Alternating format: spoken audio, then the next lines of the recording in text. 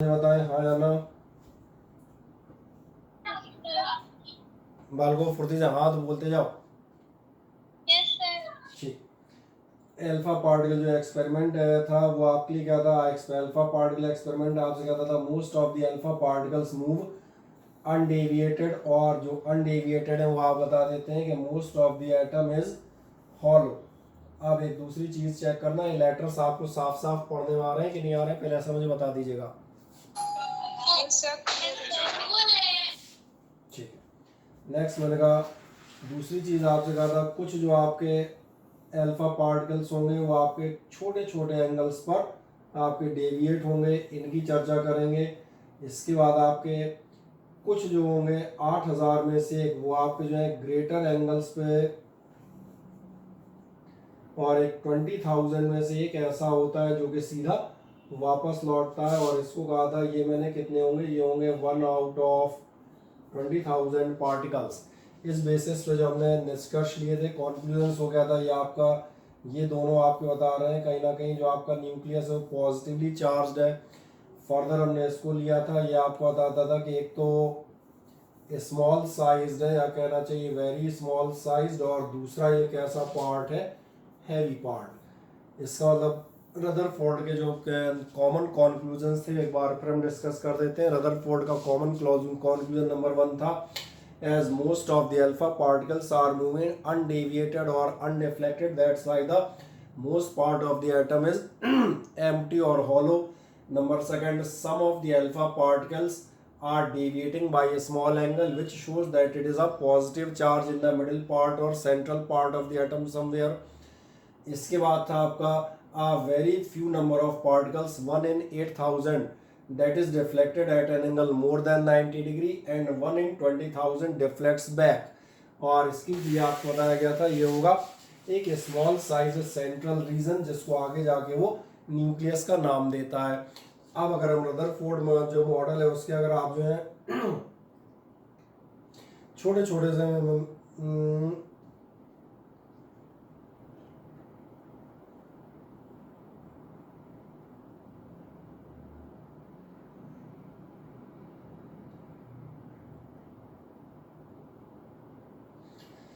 Rutherford model है मैंने उसके, जब आप स्मॉल छोटे छोटे पॉइंट आप समझ जाते हैं, इसके बाद मैंने कहा अब यहाँ से आज की कहानी स्टार्ट करेंगे आज के लिए, और जो आज के लिए आप स्टार्ट करेंगे इसमें हम आगे की तरफ चलेंगे, और अगला जो आप जाएंगे अगले नंबर पर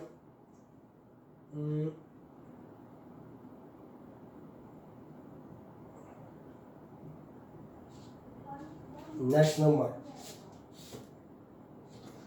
सबसे पहली चीज जो रदरफोर्ड ने मानी है, रदरफोर्ड के क्या मान के चलता है, आपके लिए मान के चलता है the atom is like a solar system. Atom is like a solar system मतलब आपके इलेक्ट्रॉन्स रिवॉल्व करते हैं अराउंड द न्यूक्लियस। अच्छा इधर लाइट स्पॉट है, ओके चलो और नीचे लिख देता हूँ। नंबर 1 आपसे बताता है कि जो आपका एटम है वो आपका काय की तरह काम कर रहा होता है, it acts like a solar system. और सोलर सिस्टम की जब हम बात कर रहे हैं तो इसमें दो बातें बताएगा। सबसे पहला बताता है there is a central heavy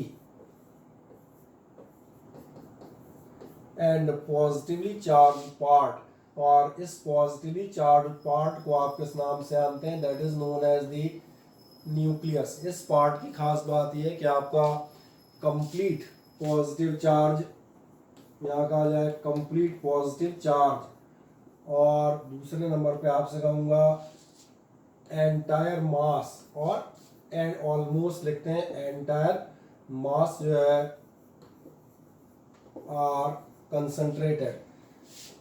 दूसरी चीज जो है ये तो हो गया हमने कहा पॉजिटिव चार्ज की कहानी। अब सवाल आता है नेगेटिव चार्ज का होगा, तो नेगेटिव चार्ज के लिए बताता है नेगेटिव चार्ज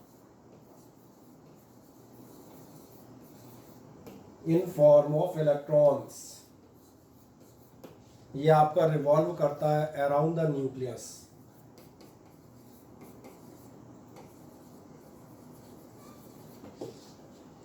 फिर एक सवाल आता है जब हम इस पे बात करेंगे, जब रिवॉल्व अराउंड द न्यूक्लियस कर रहा है तो यहाँ से इसी जगह हमने एक ड्रॉबैक डिस्कस किया था, उसको भी हम इन शॉर्ट याद दिला देते हैं।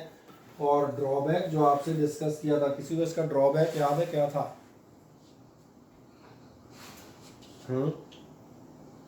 रदरफोर्ड मॉडल का ड्रॉबैक किसी को याद है क्या था? Sir stability of atom. Stability of atom. क्या था चैलेंज स्टेबिलिटी ऑफ एटम को, ऐसा याद दिलाए? क्या दिक्कत थी स्टेबिलिटी ऑफ एटम में? सर उसमें ये था कि अगर न्यूक्लियस रिवॉल्व करता है कंटिन्यूस तो उसकी एनर्जी न्यूक्लियस सेंटर में वो हो जाती है। ठीक, मैं याद दिलाता हूँ। आप ये पढ़ते थे कि आपका सेंटर में न्यूक्लियस है और electron is revolving around it in a circular path, और अगर इलेक्ट्रॉन आपका सर्कुलर पाथ में है तो ये मैंने लिया वेलोसिटी वेक्टर ऑफ इलेक्ट्रॉन। आज ध्यान देखें, ड्रॉबैक सब मैं यहाँ से ध्यान से समझा देता हूँ, उसको बहुत ध्यान से देखना, क्योंकि ड्रॉबैक आपके अक्सर पूछते हैं और इसको डिटेल में बताइएगा। इनस्टेबिलिटी ऑफ न्यूक्लियस आपको एक्सप्लेन करनी है, बस आज से यहाँ का हमारा टॉपिक स्टार्ट हो जाता है। इनस्टेबिलिटी ऑफ द न्यूक्लियस बताती है कि जब आप का वेलोसिटी वेक्टर आपका v है और इलेक्ट्रॉन आपका रिवॉल्व कर रहा है अराउंड द न्यूक्लियस, ये मैंने मान लिया ये आपकी क्या चीज़ है, ये आपका न्यूक्लियस यानी कि पॉजिटिवली चार्ज। तो आप ये पढ़ चुके हैं, when a particle is moving in circular motion, जब भी कोई पार्टिकल आपका कौन से मोशन में होता है, ये सर्कुलर मोशन में होता है, तो सर्कुलर मोशन में the direction of velocity vector changes continuously, और डायरेक्शन ऑफ वेलोसिटी वेक्टर अगर कंटिन्यूअस चेंज करता है तो यहाँ पर हम एक नाम पढ़ते थे और ये नाम आता था सेंट्रीपिटल एक्सेलरेशन। यानी आपके लिए किसी भी सर्कुलर पाथ पे मूव करता हुआ particle it continuously experiences a centripetal acceleration. मैं याद दिला देता हूँ, लास्ट ईयर आप इसका फॉर्मूला पढ़ते थे A is equals to v²/r, और सेंट्रीपिटल फोर्स इसीलिए हमने पढ़ा था F is equals to ma, यानी कि F is equals to mv²/r। जब आप ऐसा पढ़ते हैं तो अब हम बात करेंगे फर्स्ट चैप्टर की। फर्स्ट चैप्टर में आपने ये पढ़ा हुआ था कि अगर आपके पास कोई स्टेशनरी चार्ज है, मैंने क्या कहा, कैसा चार्ज है, स्टेशनरी चार्ज है, आपकी वेलोसिटी इज इक्वल्स टू 0 है, देन इस चार्ज से आपको मिलती है एक इलेक्ट्रिक फील्ड। यहीं अगर आपके लिए कोई मूविंग चार्ज है, और मूविंग मतलब यूनिफॉर्मली मूविंग, तो इससे आपको मिलती है एक मैग्नेटिक फील्ड। लेकिन अगर कोई एक्सेलरेटेड चार्ज है तो एक्सेलरेटेड चार्ज से आपको मिलते थे इलेक्ट्रोमैग्नेटिक रेडिएशंस, या कह दिया जाए ईएम वेव्स। अब यहाँ पर एक सिंपल सी बात आती है, जो इस थ्योरी को मैं यहाँ अप्लाई करता हूँ ये थ्योरी कहलाती है electrodynamics.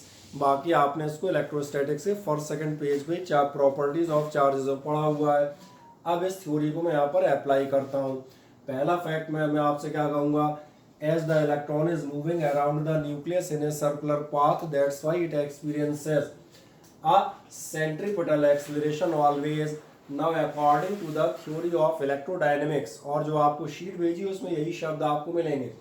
according to the theory of electrodynamics, electrodynamics की थ्योरी के अकॉर्डिंग क्या होगा, each and every particle moving on a circular path, it experiences an acceleration, so it's emit the electromagnetic waves और द इलेक्ट्रोमैग्नेटिक एनर्जी। यानी इसका मतलब ये है कि इस इलेक्ट्रॉन की एनर्जी आपकी धीरे धीरे कम होनी चाहिए। यहाँ पर हम बात करेंगे, अगर इलेक्ट्रॉन के लिए आप जाएंगे तो आपको समझ में आएगा ये क्या करेगा, इट रेडिएट्स ईएम वेव्स, या आपसे कह सकते हैं इलेक्ट्रोमैग्नेटिक एनर्जी। और अगर एनर्जी एमिट करेगा तो इसकी एनर्जी खुद की धीरे धीरे कम होती जाएगी, और अगर एनर्जी धीरे धीरे कम हो रही है तो आपको नजर आएगा ये जो इलेक्ट्रॉन था ये यहाँ से आपका धीरे धीरे एक छोटे पाथ पर, या आप कह सकते हैं स्पाइरल पाथ पर मूव होता जाएगा, अट्रैक्ट होता जाएगा, and finally it will collapse in the nucleus. तो मैंने कहा स्टेबिलिटी जो आप कह रहे थे इसको पूरा एक्सप्लेन कीजिएगा। Finally it will collapse in the nucleus, nucleus में कोलैप्स हो जाएगा, और अगर न्यूक्लियस में कोलैप्स हो जाता है तो इस एटम का अस्तित्व समाप्त हो जाएगा। जबकि प्रैक्टिकल में आपको मालूम है ऐसा नहीं होता, एटम्स स्टेबल है। अगर सोचो, अगर तुम्हारा जो मैं बात कर रहा था ये इलेक्ट्रॉन इसमें कोलैप्स कर जाए और न्यूक्लियस के साथ में आके डिस्ट्रॉय हो जाए एटम, तो कैसी कहानी हो जाएगी ये मैं बता देता हूँ। कोई भूतों प्रेतों आत्माओं वाली पिक्चर देखी है? उसमें ध्यान दिया होगा भूत जो है कैसे गायब होते हैं, कभी देखिए कभी नहीं देखी? अरे सर ऐसे शांत बैठे किसी दिन देखिए। देखिए आजकल वो सीरियल भी आ रहा है, वो कौन सा आ रहा है, नाम याद नहीं आ रहा उसका मुझे, अरे वो काले जिन्न वाला ने देखा है किसी ने? हेलो, कोई भूल ही नहीं रहा बेचारा। सीरियल के बेचारे बच्चे आजकल हैं, नहीं देखा? अरे तो सीरियल देखो, अच्छा सीरियल है, मैं आजकल उसको रोज देख रहा हूँ। उसमें एक काला जिन्न है, जो काला जिन्न गायब हो जाता है तो ध्यान दियो कैसे गायब होते हैं, टुकड़े टुकड़े टुकड़े हो गए, ऐसा लगता है मॉलिक्यूल्स उड़ते चले गए हो। सेम मैंने कहा इसलिए बताया कि आपको एक इमेजिनेशन हो जाएगा कि अगर आप कह रहे हैं कि आपका इलेक्ट्रॉन इसमें कोलैप्स करेगा और एटम डिस्ट्रॉय हुआ, समझ में आ रहा है? एक अच्छा वाला इंसान अचानक से धीरे धीरे करता हुआ गायब होता चला जाएगा, क्योंकि आपके साथ क्या हुआ, जो आपके एटम्स हैं वो डिस्ट्रॉय हो गए। अब नेक्स्ट चीज पर चलते हैं। ये हमने कहा छोटे छोटे मॉडल थे रदरफोर्ड मॉडल से रिलेटेड। अब दो छोटी चीजें बाद में डिस्कस करेंगे। सबसे पहले आज की सबसे इंपॉर्टेंट चीज डिस्कस करूंगा वो है बोर्स एटॉमिक मॉडल। आज देखें बोर्स एटॉमिक मॉडल की हम बात करते हैं। स्क्रीन कैसे बदलती है, वापस अपनी उसमें आ जाती है, मतलब स्क्रीन जो है अपने कलर में वापस आ जाती है, शिफ्ट नहीं होती।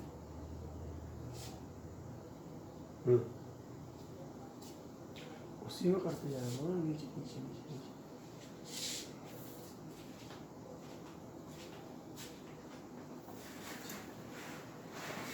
नेक्स्ट जो आपसे बात कर रहे थे, मैंने कहा आप आपसे काय की बात करेंगे, नेक्स्ट आपसे चलेंगे अगली चर्चा पर, और जो सबसे मेन मॉडल है उस पर बात करता हूँ, ध्यान देखें। अब हम चलेंगे आपकी बोर्स एटॉमिक मॉडल। और बोर्स एटॉमिक मॉडल की जब आप चर्चा करते हैं तो बोर्स मॉडल आपसे क्या कहता है? बोर्स मॉडल का सबसे पहला पोस्टुलेट नंबर 1, बोर्स मॉडल का सबसे फर्स्ट पोस्टुलेट, या लाइट तो नहीं आ रही ऐसा देखें बहुत ज्यादा, ठीक है। फर्स्ट पोस्टुलेट आपसे बताता है रदरफोर्ड मॉडल इज एक्सेप्टेड।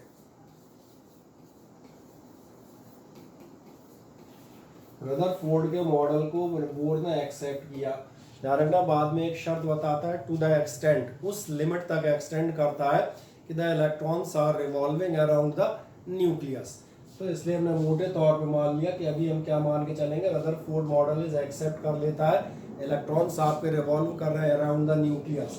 लेकिन अब जो मॉडिफिकेशन करता है वो सेकंड मॉडिफिकेशन, बहुत ध्यान से देखें। सेकंड मॉडिफिकेशन आपका ये बताता हुआ जाता है, ये जो आपने माना है कि इलेक्ट्रॉन मूव करेंगे, इसमें कहेगा इलेक्ट्रॉन मूव्स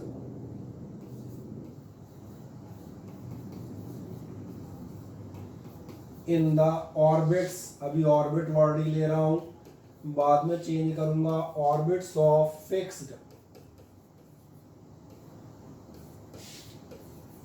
और डेफिनेट एनर्जी। जो आपके इलेक्ट्रॉन है वो काय में मूव कर रहे हैं, ये फिक्स्ड या डेफिनेट एनर्जी वाले उसमें मूव कर रहे हैं। जब फिक्स्ड और डेफिनेट एनर्जी वाले मूव कर रहे हैं तो इसका मतलब ये जो ऑर्बिट्स हैं ये आपके लिए एक खास नाम से जानी जाती हैं, these are called discrete orbits.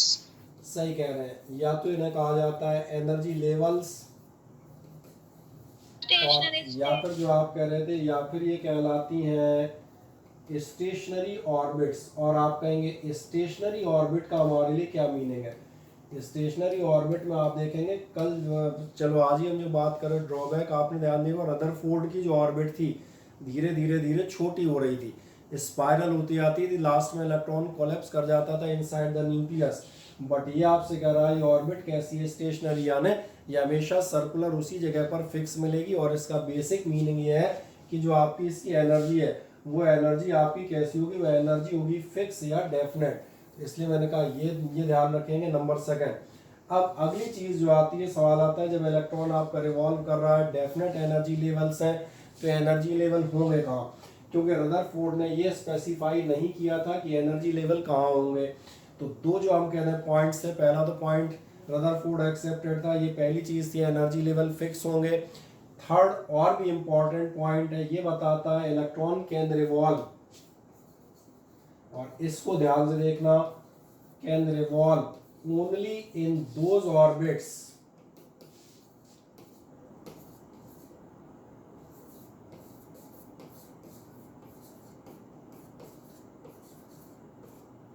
कौन सी ऑर्बिट्स में रिवॉल्व करता है, जिसमें आप देखेंगे जिसमें इसका एंगुलर मोमेंटम और एंगुलर मोमेंटम के जब आप जाते हैं तो एंगुलर मोमेंटम हमने लास्ट ईयर पढ़ा है, L is equals to P R या एम वी आर। ये M V R is equals to होता है integral multiple of h upon 2 pi। h upon 2 pi. बाद में आप देखेंगे यही जो आपका h है, सॉरी यही जो आपका n है, ये n कहलाता है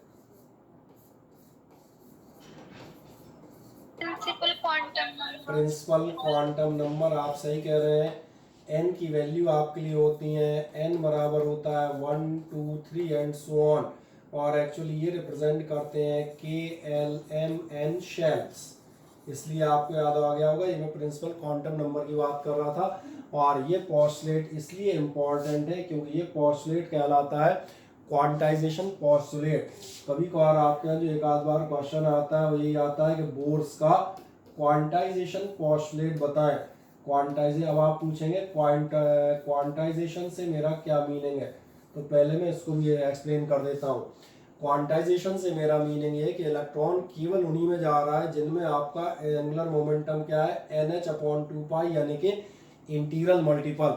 क्या आपको याद है हम लोग एक क्वांटाइजेशन ऑफ चार्ज पढ़ते थे, Q is equals to n e, यानी the possible charge on a body it may be 1 electron 2 electron 3 electron, यानी 1 2 और 3, only the integral values are possible, और 3 नहीं मतलब जो भी हो 4 6 7 8 इंटीग्रल वैल्यूज हैं। पैकेट्स या बंडल्स की तरह काम करेंगे। क्वांटा मतलब पैकेट या बंडल था। आप इसमें 1.5 पौने 2 और 2.5 शब्दों का इस्तेमाल नहीं कर सकते। ऐसे ही देखें यहाँ पर जो एंगुलर मोमेंटम होगा वो h upon 2 pi, 1h upon 2 pi, 2h upon 2 pi, 3h upon 2 pi, 4h 4.5 या 6.25 नहीं होगा। That's why it is called Bohr's quantization postulate. और इसी नाम से आप देखेंगे आपके एग्जाम्स में कई बार पूछा गया है। Now the fourth one postulate जो आपसे कहता है, यहाँ पर एक चीज़ और थी, और वो खास बात ये थी कि मैंने कहा था इलेक्ट्रॉन आपका कुछ सर्टेन ऑर्बिट्स में जाएगा जिनमें एनर्जी में कह रहा था कि ऐसी होगी वह फिक्स्ड या डेफिनेट। अब एनर्जी अगर फिक्स्ड या डेफिनेट है तो फिर एक सवाल बनाया कि इलेक्ट्रॉन की एनर्जी तो बंद गई, इलेक्ट्रॉन की एनर्जी इस बात कम ज़्यादा होनी नहीं है, क्या ऐसा होगा कि इलेक्ट्रॉन की एनर्जी हमेशा के लिए फिक्स हो गई? तो नहीं। ये आपसे पोस्टुलेट इसके आगे बताता है कि आप अगर चाहें तो इलेक्ट्रॉन की एनर्जी को एक कम या ज़्यादा कर सकते हैं। अब आप पूछेंगे इलेक्ट्रॉन की एनर्जी कम ज़्यादा कैसे होगी? तो इलेक्ट्रॉन की एनर्जी कम ज़्यादा ऐसे होगी कि अगर मान के चले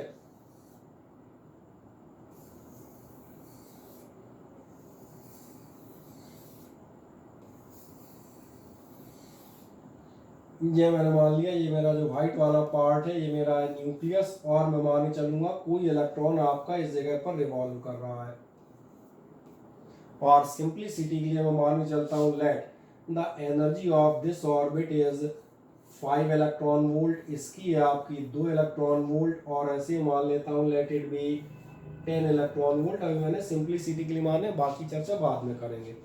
अगर आप ऐसा मान रहे हैं तो जो बोर्स का कहना है वो क्या कहना है, आपका इलेक्ट्रॉन जिस भी ऑर्बिट में रिवॉल्व कर रहा है ये 5 इलेक्ट्रॉन वोल्ट फिक्स है, लेकिन इस इलेक्ट्रॉन के साथ 2 प्रोसेसेस पॉसिबल है।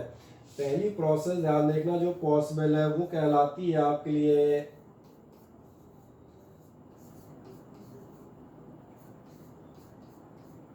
एब्जॉर्प्शन। एब्जॉर्प्शन का मतलब समझ में आ रहा है, अगर किसी एक्सटर्नल सोर्स से इसके पास एनर्जी आ रही है तो ये इस एनर्जी को एब्जॉर्ब करेगा, और अगर एनर्जी एब्जॉर्ब करेगा तो आप देखेंगे ये इलेक्ट्रॉन आगे जंप कर जाएगा अगली स्टेट में, और अगली स्टेट में जंप करेगा, तो इसलिए ये स्टेट जो है ये आपकी स्टेट्स कहलाती हैं एक्साइटेड स्टेट। मेरा अंदाज है ये भी आपका नाम सुना हुआ है।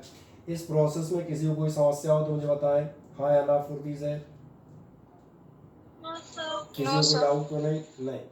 अब अगली चीज आती है, दूसरा काम भी हो सकता है, जैसे इसने एब्जॉर्प्शन किया था ऐसे ही ध्यान से देखें ये इलेक्ट्रॉन चाहे तो यहाँ से एनर्जी एमिट भी कर सकता है, और अगर ये इलेक्ट्रॉन एनर्जी एमिट करता है तो फिर क्या होगा, इलेक्ट्रॉन एनर्जी एमिट करेगा तो आप देखेंगे जितनी एनर्जी एमिट करेगा उसके अकॉर्डिंग ये यहाँ कहीं नीचे इस ऑर्बिट में नीचे चला जाएगा। तो ये चीज़ आपके लिए कहलाएगी एमिशन। तो 2 वर्ड यहाँ पर आते थे, एक आपने लिया था एब्जॉर्प्शन, और दूसरा मैंने कहा यहाँ पर आपने कौन सा वर्ड लिया, एमिशन। तो एमिशन और एब्जॉर्प्शन के through an electron can change its orbit. अब अगली चीज बताता हूँ, जब भी कोई इलेक्ट्रॉन एक्सटर्नल सोर्सेज से एनर्जी एब्जॉर्ब करेगा, then it will get excited, it will move or jump into the higher orbits or the orbits having higher energy levels। एक इंटरेस्टिंग बात है, in these orbits it remains only for 10 raised to power minus 8 seconds। जब आप chemistry याद करेंगे वो ये भी बताती है, उसमें जाके बैठ नहीं जाएगा। it will stay there only for 10 raised to power minus 8 second and then इसके बाद ये वापस अपनी जगह से नीचे ग्राउंड स्टेट्स की तरफ जाएगा और ग्राउंड स्टेट्स में ये जो प्रोसेस होगी, ये प्रोसेस क्या कहलाएगी, emission of the electromagnetic waves या रेडिएशंस।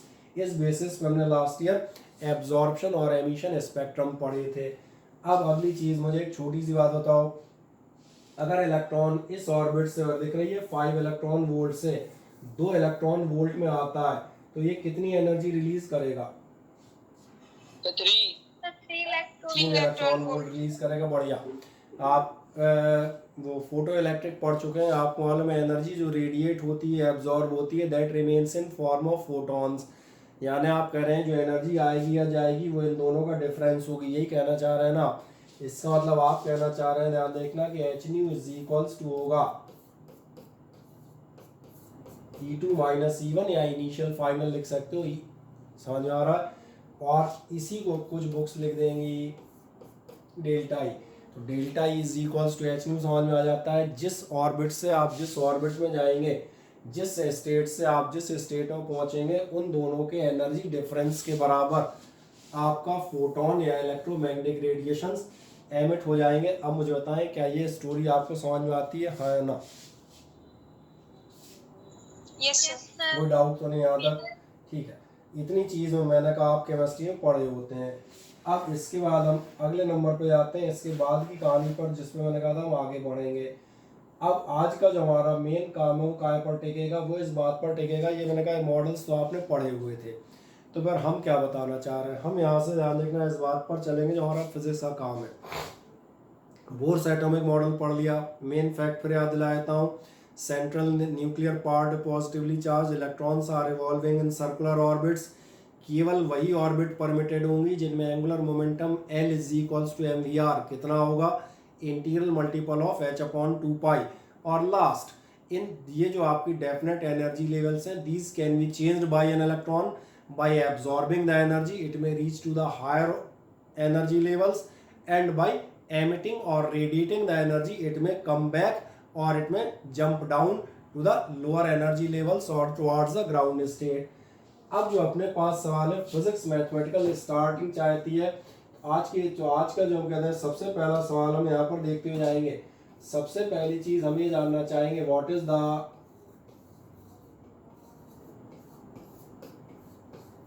Radius of orbit. और एक इंटरेस्टिंग चीज़ है, जो शीट आपको भेजी है उसमें आप देखेंगे यही डेरिवेशंस अपने पास है और यही अपने यहाँ आते हैं। सवाल आता है जिस ऑर्बिट में आपका इलेक्ट्रॉन रिवॉल्व कर रहा है इसकी रेडियस क्या होगी। जब आप इसकी रेडियस निकालना चाहते हैं तो जो मैं बात कर रहा था वो आपको याद आएगी। मैंने कहा था if an electron is moving around the nucleus in circular path then it experiences a centripetal acceleration और द सेंट्रीपिटल फोर्स। अब सवाल है सेंट्रीपिटल फोर्स इसे मिलता कहाँ से। तो इस सेंट्रीपिटल फोर्स अगर आप देखेंगे, ये जो इलेक्ट्रॉन रिवॉल्व हो रहा है इसको तुम्हें क्या लगता है सेंट्रीपिटल फोर्स कहाँ से मिल रहा होगा इसको? न्यूक्लियस से। किस फॉर्म में? Electrostatic attraction. सही कह रहे हैं। यहाँ से जो आपका इलेक्ट्रॉन जा रहा है, सेंट्रीपिटल फोर्स का मतलब तो मालूम है, फोर्स आपका किस डायरेक्शन में लगेगा, फोर्स आपका इस डायरेक्शन में कहीं ना कहीं लगना चाहिए। तो ये जो फोर्स आपका लग रहा है, ये फोर्स आपको नजर आएगा, ये कहाँ से आ रहा है, ये आ रहा है आपका, ये मैंने कहा ये हो गया आपका CPF, और ये दिख रहा होगा ये CPF आपको मिलता है। मैं यहाँ पर नाम लिख देता हूँ, अब तो समझ में आ रहा होगा, कूलॉम्बियन फोर्स यानी कूलॉम्स फोर्स। अब जब कूलॉम्स फोर्स की चर्चा करोगे तो बस यहीं से हमारी कहानी रेडियस ऑफ ऑर्बिट की क्लियर हो जाती है। ये कहानी आपसे क्या कहेगी, रेडियस ऑफ ऑर्बिट जैसे आप कैलकुलेट कर रहे हैं, तो जो मैं आपसे पूछ रहा था वही मैं लिखूंगा CPF फॉर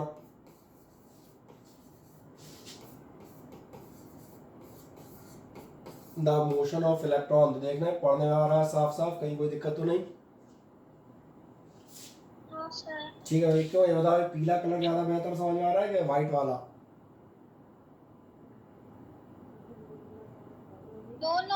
दोनों बराबर दिख रहे हैं, तब ठीक है। चलो, तो मैंने कहा सीपीएफ आपका जो मोशन ऑफ इलेक्ट्रॉन के लिए ये कहाँ से आता है, तो ये आप बताएंगे इज ऑब्टेन्ड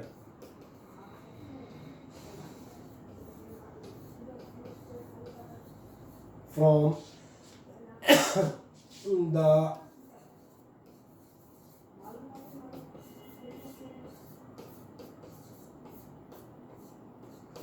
इलेक्ट्रोस्टैटिक अट्रैक्शन। ये अभी आप बात कर रहे थे और आप बोल भी रही थी, बढ़िया। इसका मतलब अगर मैं यहाँ पर जाऊं तो आपका सीपीएफ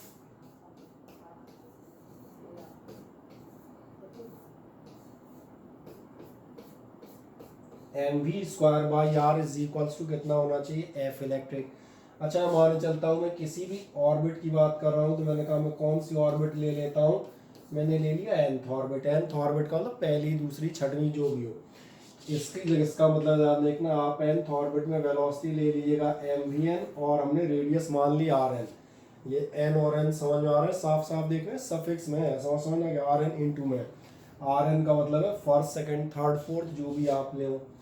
अब इसका मीनिंग देखें, इसका मतलब क्या हो जाएगा, इसका मतलब आपको मिलेगा mvn² upon rn is equals to आना चाहिए एफ इलेक्ट्रिक। इलेक्ट्रिक फोर्स आपको याद है ये होता है 1/4 पाई एप्सिलॉन। अब 1/4 pi epsilon Q1 Q2 by R square, Q1 Q2 by R square लेंगे तो वापस जाते हैं। कोई मुझे बताएगा इस न्यूक्लियस का चार्ज कितना होगा?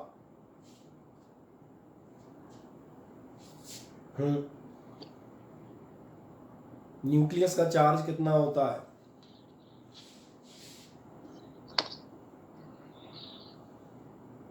अरे किसी को नहीं याद आया? न्यूक्लियस में होते हैं प्रोटॉन। कितने प्रोटॉन होंगे? जितना एटॉमिक नंबर होगा। इसलिए याद रखिएगा, किसी भी न्यूक्लियस का चार्ज नहीं आया समझ में, और प्लस ऊपर से लगा देता हूं, किसी को डाउट हो तो बोलो जरा। प्लस जेड समझ में आ रहा है, नहीं आ रहा?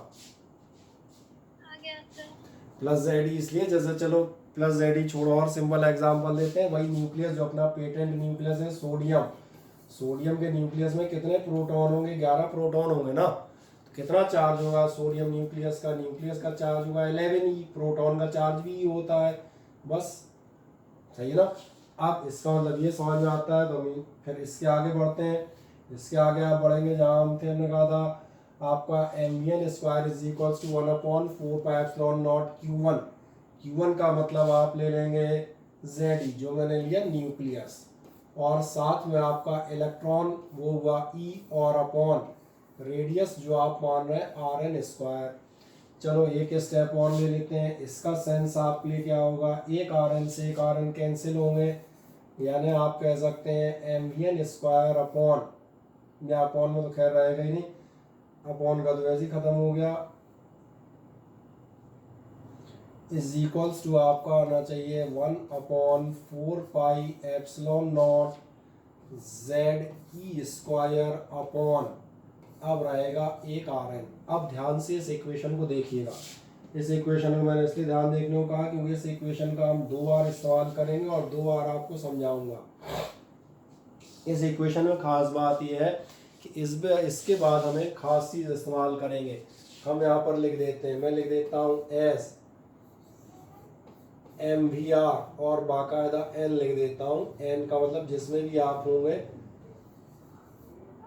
बराबर होता है, ये भी आप बोर्स क्वांटाइजेशन पॉस्टुलेट ही पढ़ रहे थे कि MVR इज इक्वल्स टू किसी भी nth ऑर्बिट के लिए कितना होना चाहिए, NH/2π होना चाहिए। इसलिए बहुत ध्यान देखना, इस इक्वेशन जिसमें मैंने गोला लगाया है, इसमें अगर तुम v की वैल्यू रख दोगे तो आपकी रेडियस कैलकुलेट हो जाएगी, समझ में आ रहा है। और अगर r की वैल्यू रख दोगे तो आपकी v कैलकुलेट हो जाएगी। मैं दोनों दिखाता जाऊंगा, फिर इस स्टेप को रिमाइंड करूंगा ताकि आपको ये डेरिवेशन करते समय याद रहे। अभी मुझे क्या करना है, मेरी जो कार्यक्रम था रेडियस के लिए था इसलिए मैं यहाँ पर वेलोसिटी को गायब करूँगा।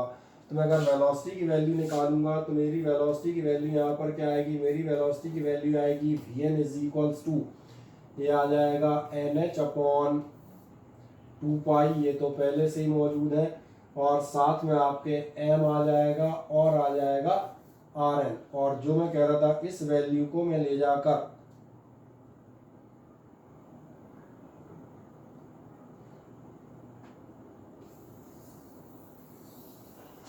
मैं रखूंगा इसमें। अगर ये वैल्यू रखता हूं तो बस देखें ध्यान से, 1 सेकंड के अंदर क्या वैल्यू बनेगी, mvn स्क्वायर। mvn स्क्वायर का मतलब आपको मिलेगा m vn स्क्वायर बोले तो n square h square upon साथ में होंगे आपके 2 पाई यानी कि 4 पाई स्क्वायर m स्क्वायर और क्या होंगे Rn square is equals to, आराम से चल रहे हैं ताकि आपको बिल्कुल साफ साफ देखने में आता जाए, 1/4 पाई एप्सिलॉन नॉट और क्या होंगे Zi स्क्वायर अपॉन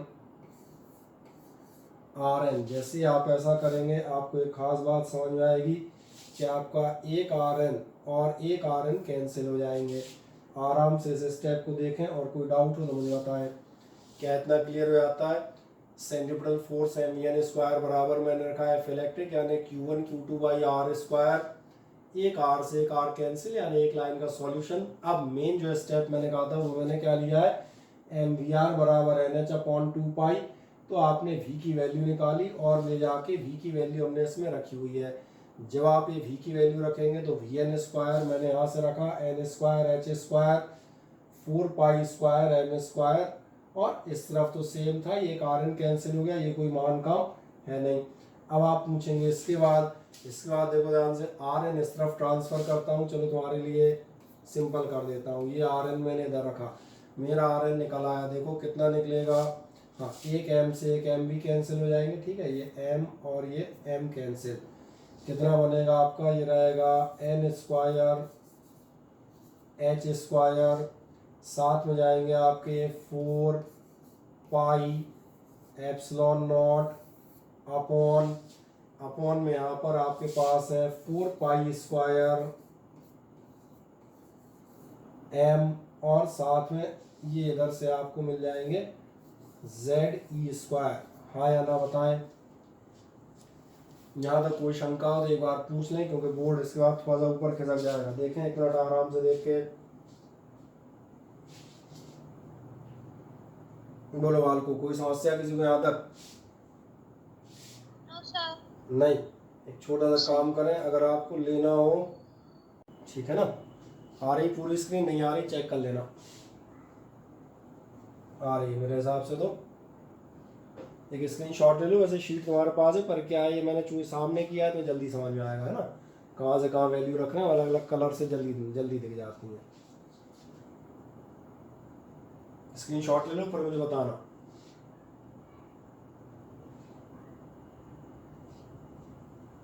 ले लिया क्या सभी ने?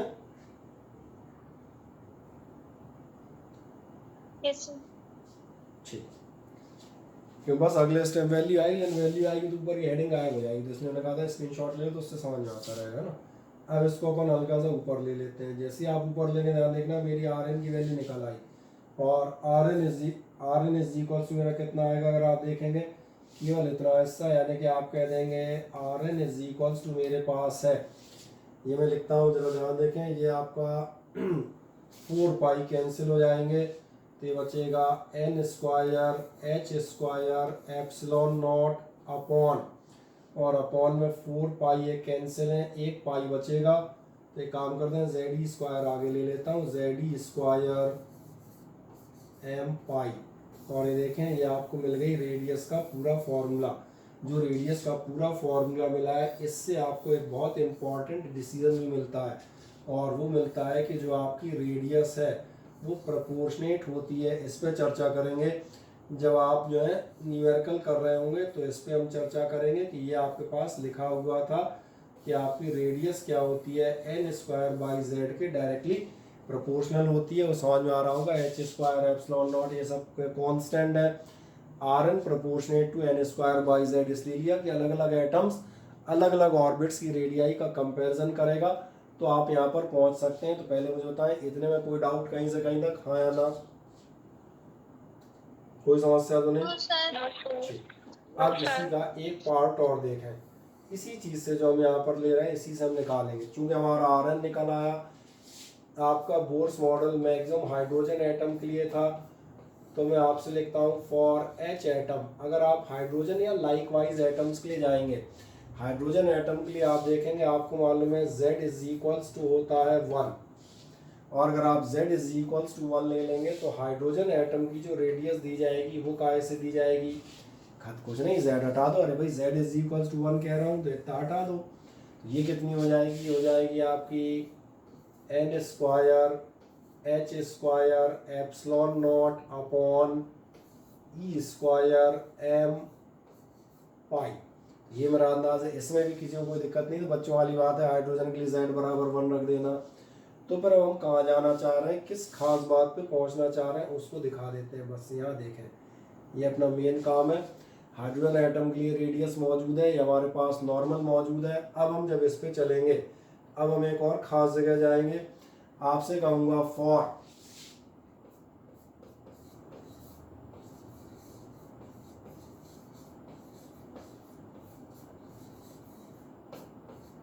Ground state of H atom. Ground state का मतलब समझ में आ रहा है? पहला एटम दुनिया का हाइड्रोजन है और उस पहले एटम की भी पहली है ऑर्बिट। तो आपका n बराबर भी 1 होगा। अगर n बराबर भी 1 होगा तो हाइड्रोजन एटम के लिए जो पहली रेडियस आएगी, वो पहली रेडियस कितनी आएगी? वो आएगी h square epsilon naught upon में आपका आएगा e स्क्वायर m पाई।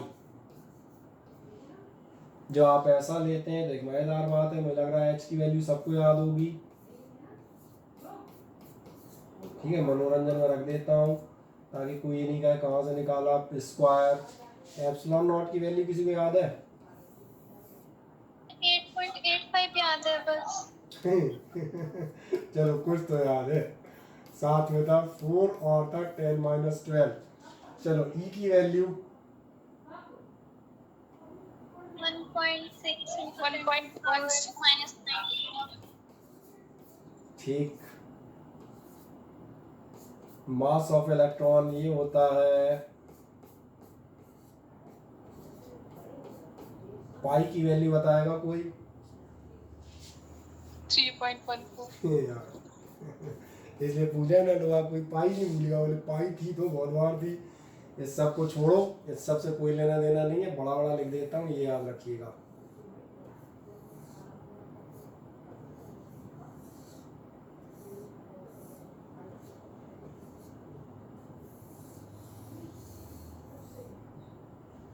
समझ आ गया?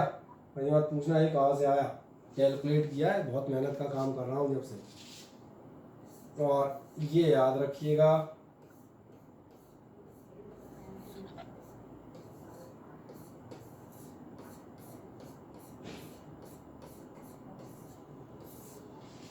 ये ऑर्बिट कहलाती है बोर्स ऑर्बिट, और ये आपकी रेडियस कहलाती है बोर्स रेडियस। ये बस याद रखेंगे। R1 यानी कि ground state of hydrogen atom की जो हम बात कर रहे थे, इसमें आपकी वैल्यू याद कितनी रखेंगे? 0.53 एंगस्ट्रॉम। और ये हमारे लिए क्या होगी? मैंने कहा ये होगी आपके लिए बोर्स रेडियस। अब इसमें कोई शंका हो तो मुझे नहीं लगा होने वाली है, कैलकुलेशन एंड नथिंग एल्स। हाँ ना बताएं, अब कोई डाउट? बोलो फुर्ती से। कोई सवाल था? ठीक है, एक छोटा सा स्क्रीनशॉट इसका ले लो, फिर मैं इसके बाद आगे बढ़ता हूँ।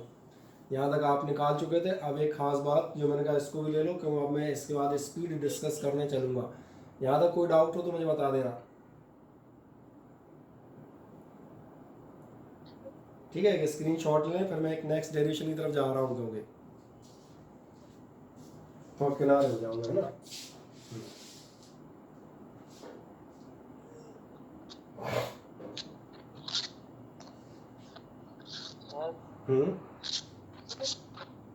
जहाँ पे आपने इलेक्ट्रॉन का चार्ज लिखा था उधर 1 हट गया है, 0.6 रह गया है। अच्छा ऐसा हो गया क्या? ओके, ये लो इस बेचारे को बंद कर देते हैं यार एक सेकंड में। ये लो,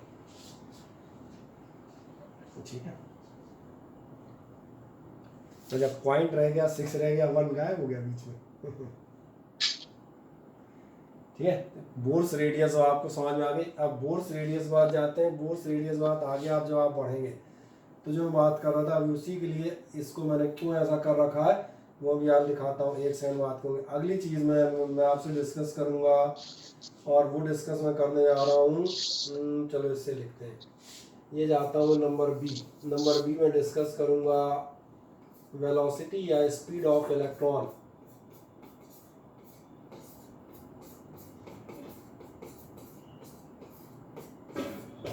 अब सवाल आता है किसी भी ऑर्बिट में इलेक्ट्रॉन की स्पीड कितनी होगी। अगर किसी भी ऑर्बिट में आपको इलेक्ट्रॉन की स्पीड चाहिए तो ध्यान से देखें, मैं यहाँ से कहूँगा रिपीट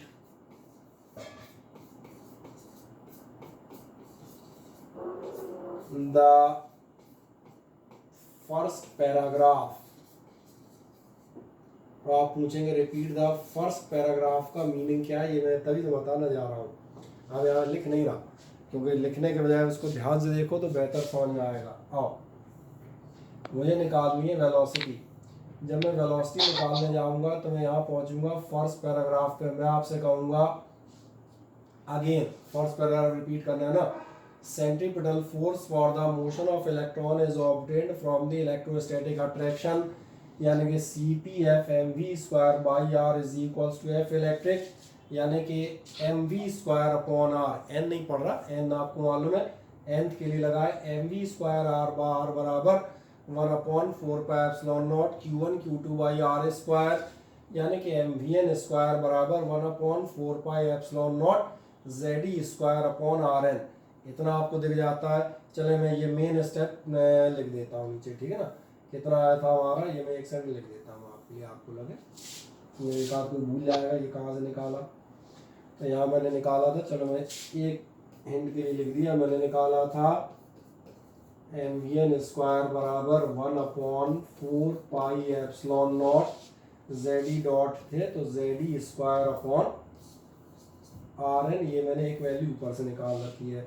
इसने कहा रिपीट फर्स्ट पैराग्राफ कह रहा हूँ, उसमें कुछ मैं अपनी तरफ से लिखूंगा ही नहीं। अब इसी पे आप आगे आए।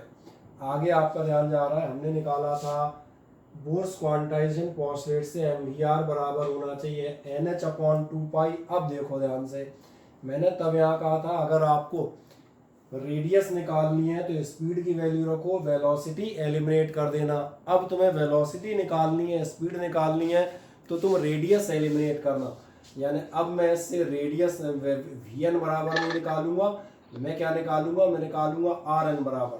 चलो इस स्टेप को भी एक आधा आदमी को दिक्कत नहीं है, इसमें दिखा देता हूँ, ऊपर से इसमें दिखाता जा रहा हूँ। अगले स्टेप में मैं कहाँ जाऊँगा, अगले स्टेप में मैं आपका जाऊँगा नंबर सेकेंड।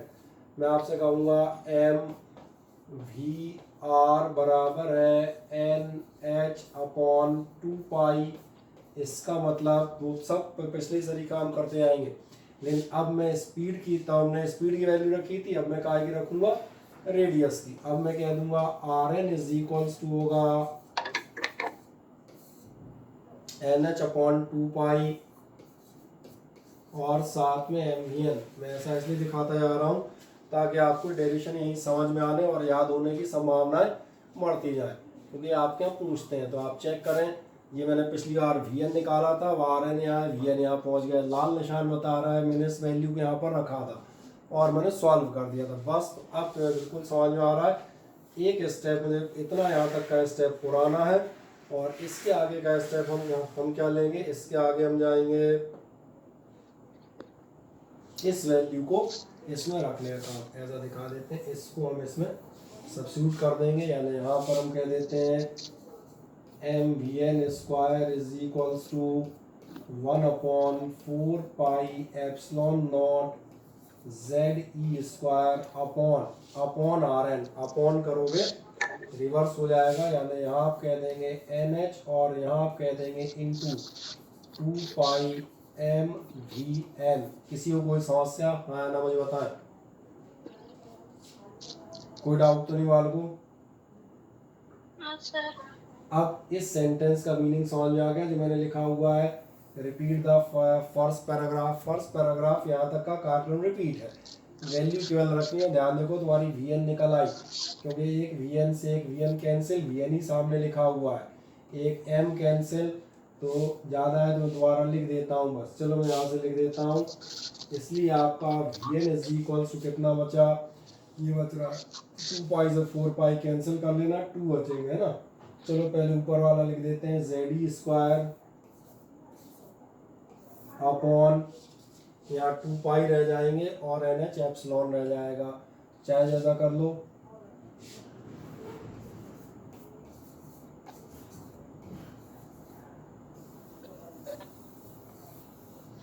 इससे आपको समझ में आएगा जो आपकी स्पीड है वो काय के प्रोपोर्शनेट होती है, वो प्रोपोर्शनेट होती है z अपॉन एन। अब कहीं दिक्कत हो तो 1 सेकंड के अंदर बताएं,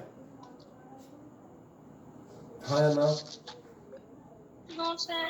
ठीक, कभी आपसे एग्जाम में पूछे एच एटम की बताएं, तो एच एटम के लिए आप आसानी से एक चीज़ बताएंगे, क्या बताएंगे, हाइड्रोजन का मतलब z बराबर 1, खुद ही दिख रहा होगा उसमें, मुझे कोई ऐसा इसके आगे थोड़ा समझाने की जरूरत पड़ती, तो एक एक लाइन के स्टेप है। ये हो जाएगा ई स्क्वायर अपॉन कितना था 2 पाई एन एच एप्सिलॉन नॉट। अब आप पूछेंगे जिसने स्पीड निकाल ली अब वो क्या चीज़ निकालेगा, तो मैं बताता हूँ स्पीड से मैं एक चीज़ आज निकलवाता हूँ, एक चीज़ हम लोग निकालेंगे अगले टर्न पर, और जो चीज़ मैं निकालने जा रहा हूँ उसको देखें ध्यान से। हम लोगों ने स्पीड निकाल ली है, मैं तो बताता हूँ हमने 2 चीज़ें निकाल ली हैं एक्चुअली में, आपने निकाल ली है रेडियस और आपने निकाल ली है स्पीड। और यहाँ पर मैं, चलो स्पीड में यहाँ पर लिखी हुई है, स्पीड तो वहीं दिख ही रही है ना, थोड़ा सा और नीचे ले लें तो आपको दिखती रहेगी। ये रही स्पीड। पहले मैं स्पीड से ही बता देता हूँ स्पीड से हम क्या चीज़ कैलकुलेट कर सकते हैं। अगर आपके पास स्पीड है तो आपको मालूम है नेक्स्ट हेडिंग हो सकती है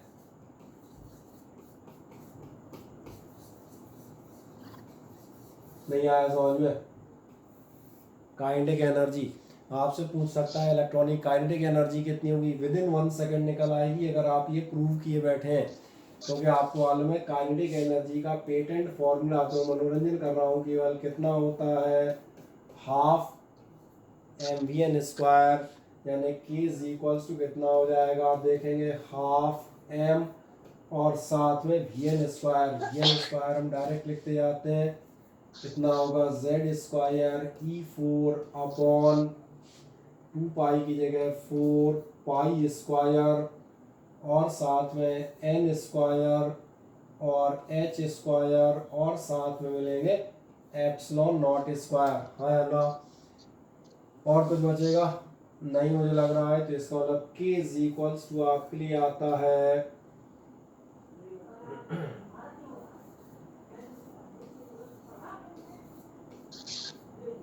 जेड स्क्वायर एम ई 4, 4 2 जा 8 pi square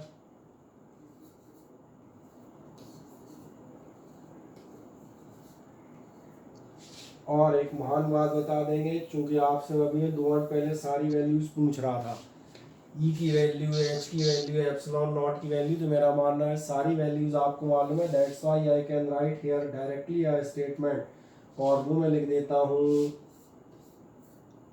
k is equals to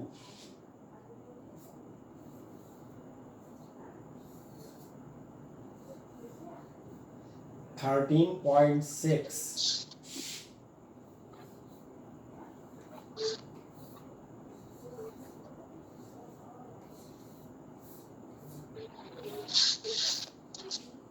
क्या है समझ आता है, जो काइनेटिक एनर्जी है इसकी वैल्यू आपकी कितनी आएगी, और ये जो सब है m e pi 8 h epsilon naught, इन सब की वैल्यू आप ये याद रखिएगा। और वैसे ही कुछ लोगों को लास्ट ईयर से याद होगी कि आपका 13.6 हाइड्रोजन एटम की वैल्यू आती थी, हाइड्रोजन में इसलिए आती थी, हाइड्रोजन में जेड और एन दोनों 1 हो जाते हैं। तो बाकी ये जो जनरलाइज्ड वैल्यू है जिसके लिए रखोगे k इज इक्वल्स टू कितना आएगा 13.6 जेड स्क्वायर एन स्क्वायर। ये मैंने कहा था जिन्होंने स्पीड निकाल ली है उनके लिए है। तो आप पूछेंगे दूसरी चीज़ कौन सी आप बताने आ रहे थे, तो दूसरी बता देता हूँ, देखो ध्यान से। आपने यहाँ कहीं रेडियस निकाली थी, कहाँ गई रेडियस, रियाल मिलती है, ये थी N square H square epsilon naught upon Z ई square M pi, N square H square epsilon naught, देख लेते हैं एक बार, लिख देता हूँ, फिर नीचे का फिर चेक कर लेंगे। आपको याद है हम लोगों ने निकाला था आर इज इक्वल्स टू, अरे मैं भूल गया कितनी लेनी थी,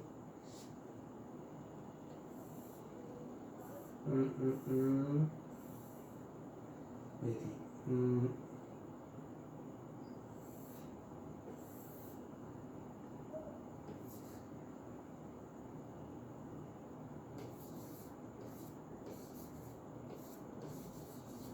N square H square epsilon naught, और साथ में आपका था नीचे जेड ई स्क्वायर एम पाई, है ना, इसमें दिखा दी सामने, नीचे था आपका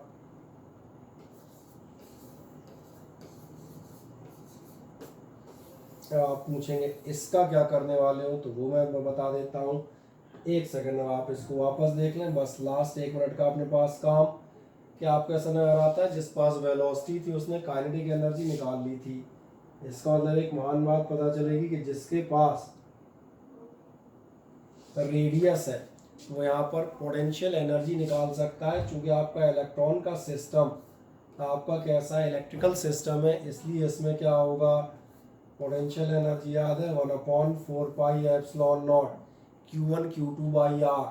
चलो मैं रख देता हूँ Q1 Q2 बाई आर, यानी ये कितनी हो जाएगी, ये हो जाएगी 1/4 पाई एप्सिलॉन नॉट Q1, वो मालूम है आपका जेड था और वो था -E। चलो हम रख देते हैं ये जेड और ये आपका electron -E upon R, R का मतलब हो जाएगा, चलो पूरा ही रख देता हूँ, फिर एक बार में क्लियर कर दूंगा, n square H square epsilon naught upon Z ई स्क्वायर एम पाई, और that solve for the potential energy. एक जरा सी फॉर्मेलिटी वाली लाइन लगेगी, और वो फॉर्मेलिटी वाली लाइन कौन सी होगी, देखें ध्यान से, ये होगी -Z ई स्क्वायर, ये ऊपर वाले, और डॉट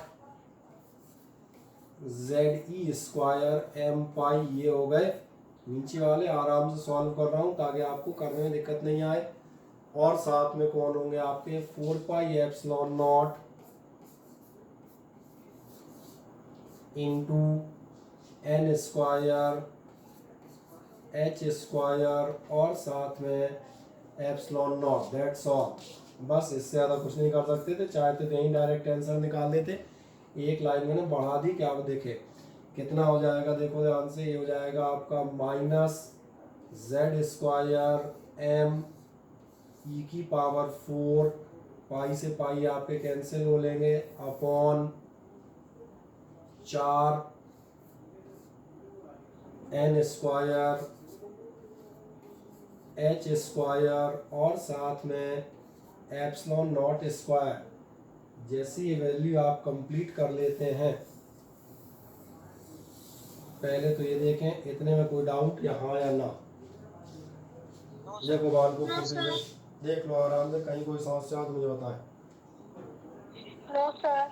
नहीं ना, इसका मतलब मेन डायरेक्शन मैंने कहा था ना, मेन डायरेक्शन कौन है, वेलोसिटी और रेडियस के, वेलोसिटी और रेडियस निकल गए तो इसलिए मैंने बोर्ड के 2 टुकड़े कर दिए, वेलोसिटी से इधर चले जाओ, रेडियस लेके इधर चले जाओ।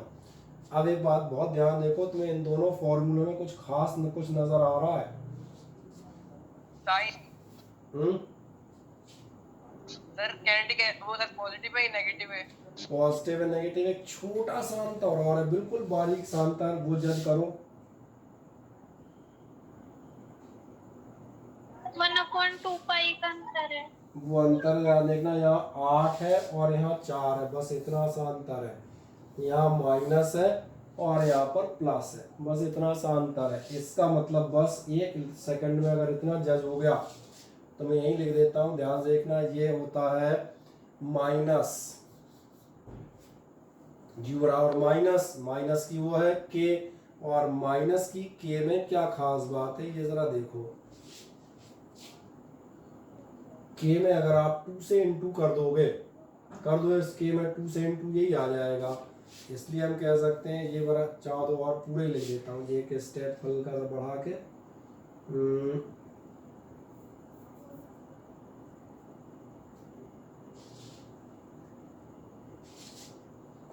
ऐसा लिख देता हूँ u इज इक्वल्स टू -2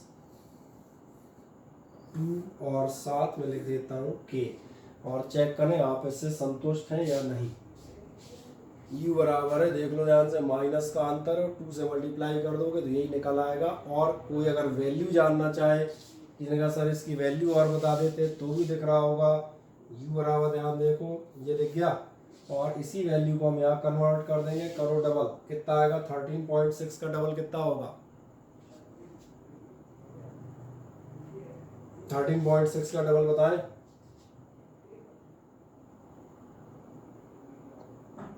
और किसी का नहीं आया? 272। सही कह रहे हैं, ठीक है, ये जीरो नहीं है, पॉइंट है मेरा छोटा सा, और साथ में वो तो थे ही।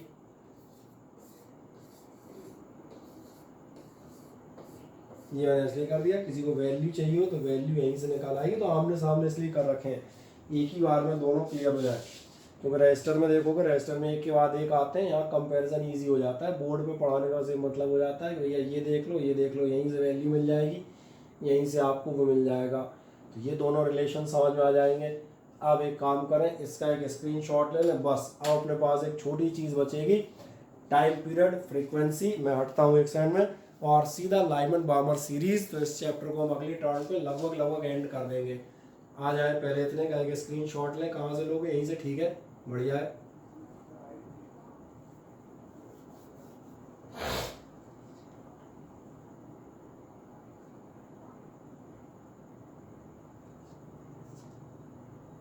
ले लिया?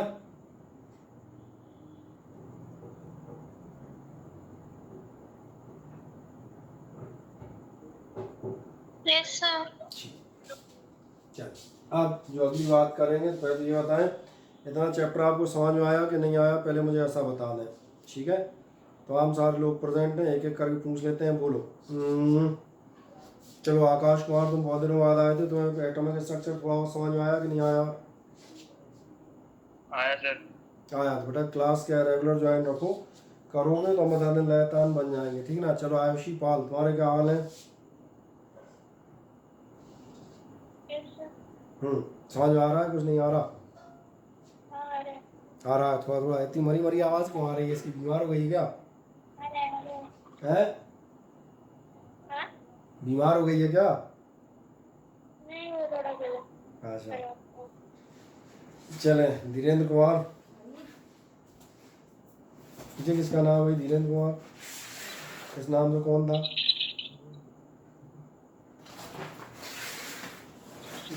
बेचारा बोल रहा है, बोल रही आवाज ही मुझे नहीं आ रही। चलो कोई बात नहीं, कुशाक शर्मा से पूछ लेते हैं। कुशाक शर्मा, तुम बताओ। समझ आ गया? चलो नैन्सी। नो सर, कोई दिक्कत आ गया सर, कोई दिक्कत नहीं है। ठीक, नैन्सी, नैन्सी नहीं बोलेगी? यस सर, आ गया। चलो ठीक है। नम्रता शर्मा, यस सर। समझ में आ रहा है, नहीं आ रहा? Yes sir. चलो बढ़िया है, बताएं। और दूसरा जो एक चीज़ और बता देते हैं, तमाम सारे लोग जो भी समझ में आ रहा है, नहीं आ रहा। चलो तनु से और पूछ लूँ, तनु बघेल।